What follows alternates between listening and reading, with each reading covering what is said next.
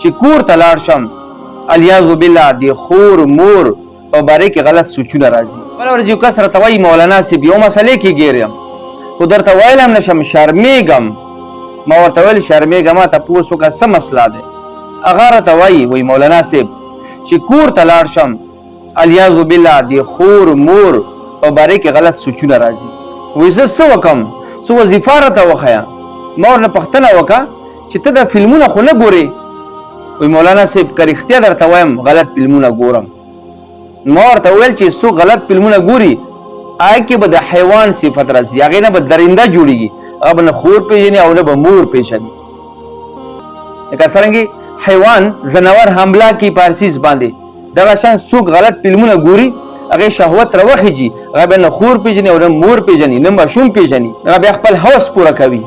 تاسو په سوشل میډیا باندې نه ګورئ څومره ماشومانو سره د بدکاریانې کېږي او وشولې، او څومره ځوانانو خپلو خویندو او میندو سره بدکاریانې وکړي.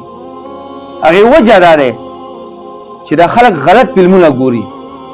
چې کله غلط فلمونه ګوري نو هغوی بیا هوس راوخیږي، شهوت راوخیږي، هغه بیا خور مور نه پېژني نه ماشوم پېژني، صرف هوس پوره کوي.